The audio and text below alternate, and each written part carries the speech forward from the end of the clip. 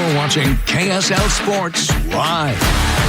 Hey, good evening. Thank you for including us in your Saturday plans. It is time, yes, for KSL Sports Live. And on this final Saturday in January, we've got a lot to get to in the NFL. Have you ever wondered how former BYU greats Austin Collie and Steve Young are connected to Sunday's games?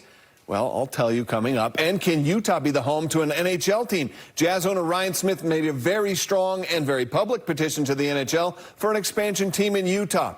The Utah Jazz continuing their road trip today on the court against the Hornets. But we've got some big-time college hoops to begin with. That's where we do start this show off, the roller coaster ride that is Big 12 basketball. It has provided BYU with plenty of thrills this season so far. The Cougars welcoming some of the best basketball in the nation to Provo. And the fan base, they're pretty excited about it. They average just under 15,000 fans per game, which ranks 13th in the nation. Well, today, for the first time since 1974, the Texas Longhorns were in Provo, a game that features two of the top three-point shooting teams in the Big 12. BYU leads the Big 12 in made three-pointers. Texas second in the conference in percentage at 37.8%. And in the first 7 minutes of the game, the Longhorns were out shooting the Cougars from beyond the arc. They made 5 of 6 three-pointers in that stretch to build a 19-14 lead. BYU's first three couldn't have come at a better time, though. Richie Saunders ties the game up at 19. The Cougars would take the lead 1 minute later. Dallin Hall, the scoop, score, and the foul. The three-point play puts BYU up 24-21. Then Spencer Johnson swipes this ball away. He leads the fast break. Saunders finishes with the dunk. BYU's up 5, 26-21. They were on a 12-2 run. Texas cut the lead to 1. Jackson Robinson, though, responded with the step-back three. BYU would lead 44-41 at halftime. We'll skip ahead to the 14-minute mark in the second half. Noah Waterman had a big game for the Cougars today. Three-pointer from the corner gives BYU an 11-point lead, 61-50. Fousseyni Traore, he's dealt with injury this season, but today he was pretty loud. The hammer for the 63-52 BYU lead. Then Foose working his way in the post. Turnaround jump hook rattles in. BYU's up 12. And he was a big presence on defense, too. The block that starts the Cougars in transition. At the other end of the floor, Richie Saunders, catch and shoot three, drills it. Under 7 minutes to play. Ali Khalifa, the nice entry pass to Waterman for the dunk at 74-60. And then how about another one from Foose? When the lead was cut to 9, he gets the baseline jump hook to drop, and BYU bounces back to get a big win at the Marriott Center on Saturday. BYU 84, Texas 72. BYU turned the ball over 16 times, but they made up for it by shooting 64% from the field. Noah Waterman and Jackson Robinson each scored 17 points. Traore 16 points, 6 rebounds off the bench. BYU will not play again until next Saturday. They'll be on the road at West Virginia. I thought he was super deliberate, and I thought he brought a real physicality to the game. Man, we need him. Obviously, it showed in this game for sure. Like Coach said, we need him to be aggressive, and he looked just like that this game. He was making amazing passes out of the short roll, making sure he found the open teammate. He found Noah on the perimeter, and Noah knocked down a few shots.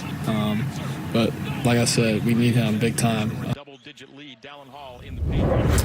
Well, how good this Utah State men's basketball team is this year, that still is a bit tough to tell, but I'll tell you what.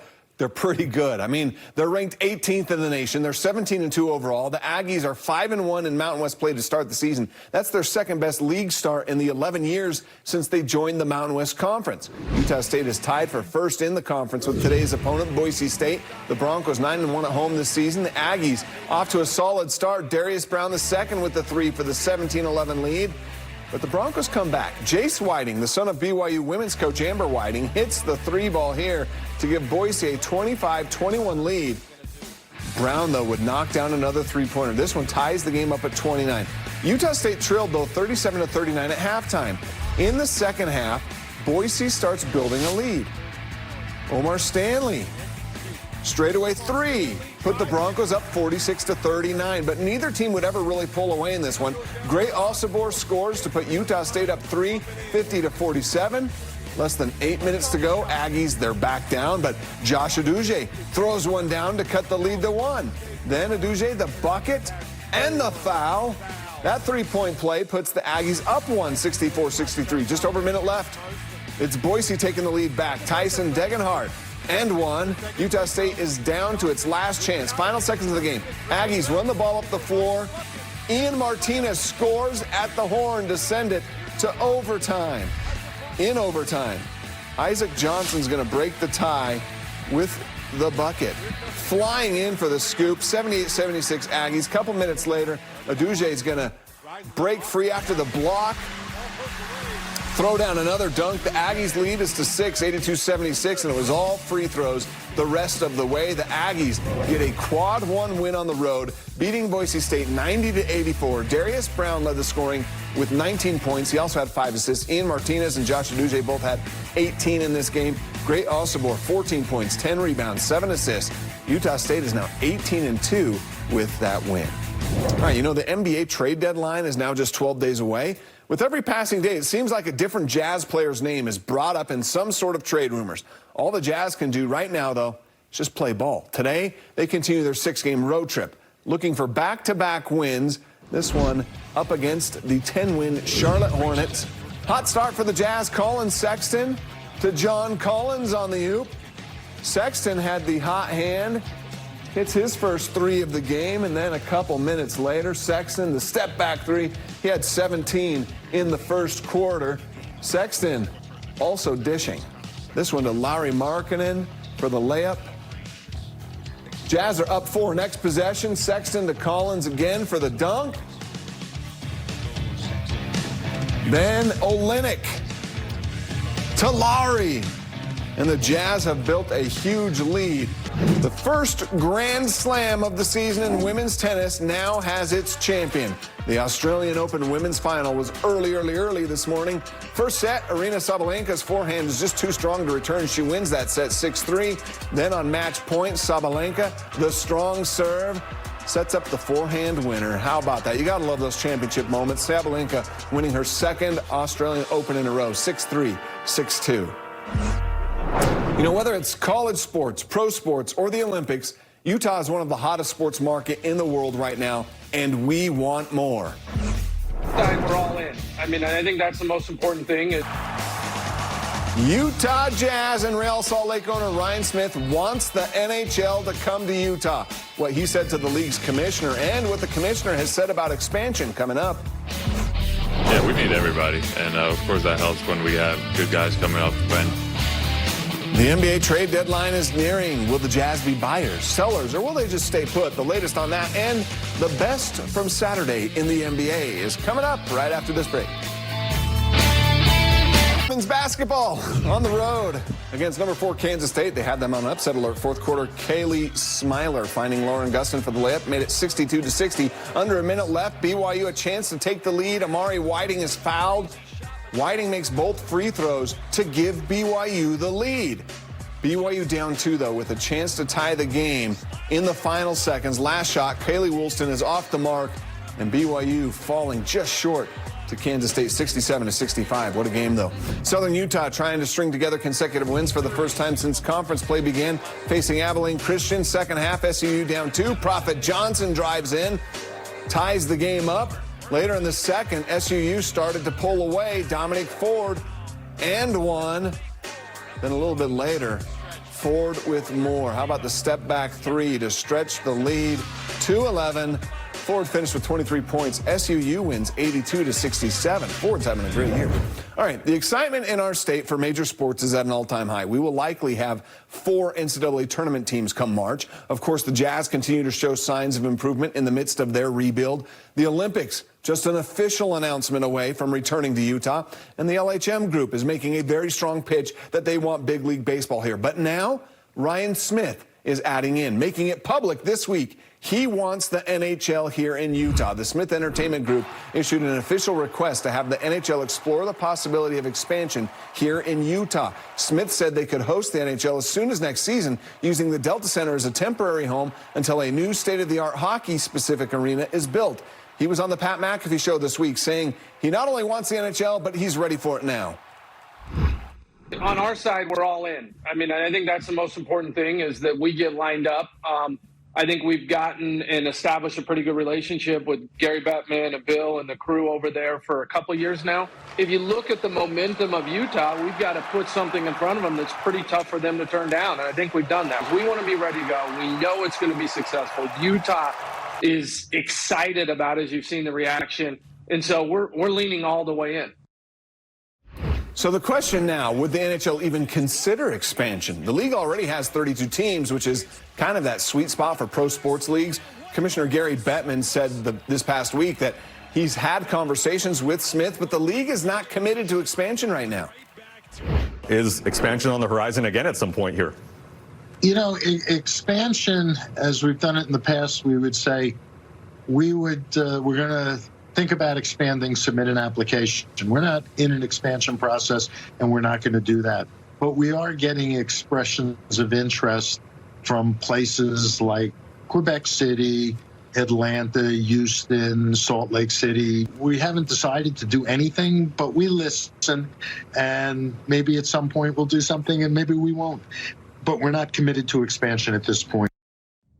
Oh, they'll be committed soon enough. Just wait. All right.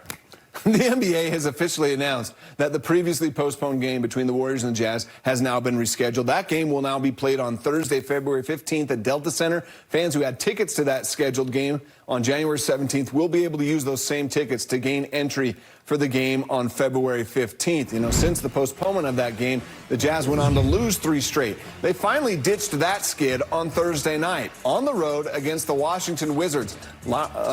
Jordan Clarkson scored 29. John Collins had 22 points, 16 rebounds. Kelly Olynyk and Jordan Clarkson each had 19 off the bench. It was Lowry who had 29, sorry. It was a 15-point win for the Jazz. Now, with the trade deadline approaching just 12 days away, Yahoo Sports has reported this past week that Jazz guards Colin Sexton, Jordan Clarkson, and Talen Horton-Tucker are available for trade. Now, whether trades are made or not, that's a totally another story. This Jazz roster knows, though, that they're good enough to string together several wins, but it takes more than just a couple of stars to get that done. Yeah, we need everybody, and of course that helps when we have good guys coming off the bench and putting really good games together, and that gives our team best chance to win the game. So, I think that's been the whole strength of this team the whole year, that we can have multiple guys really put up numbers and impact the game on multiple different areas. So.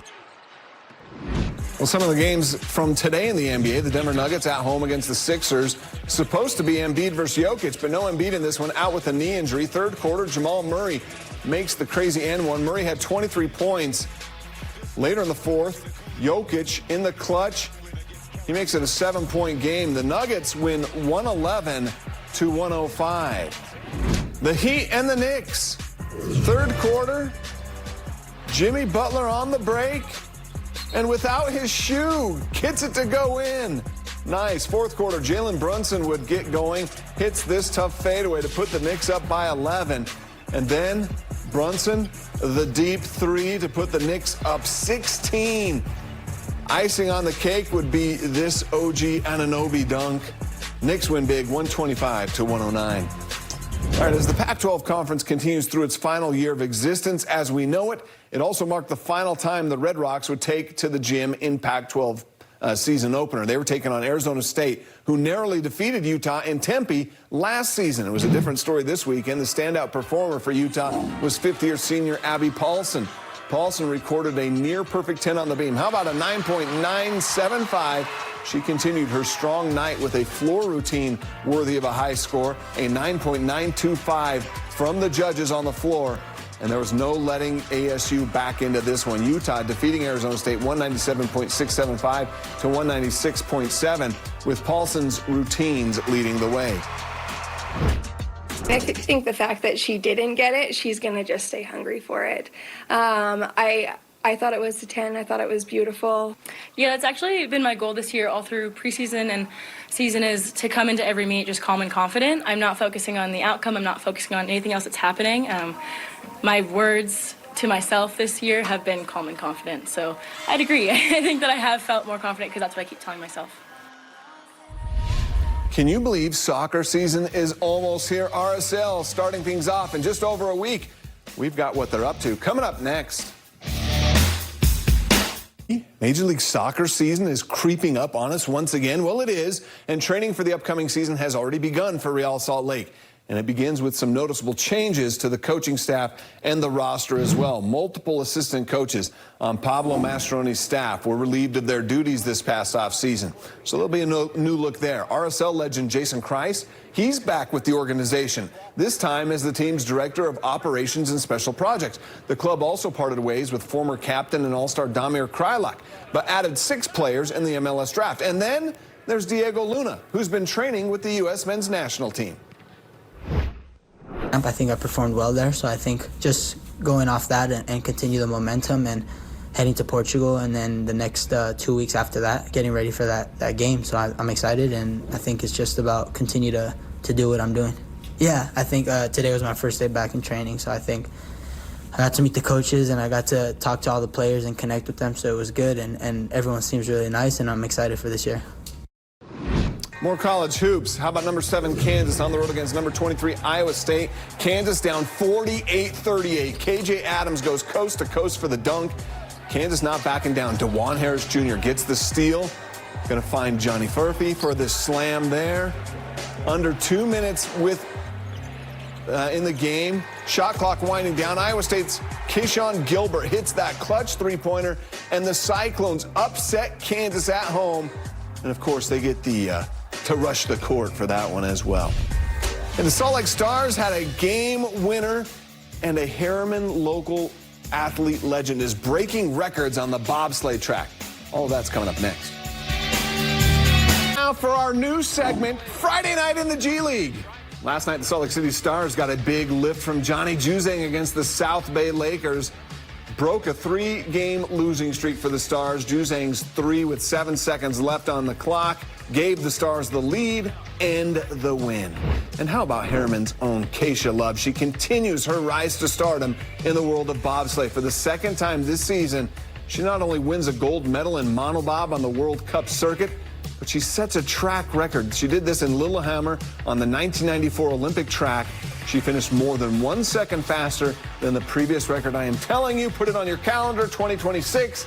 Keisha Love has her eyes on gold.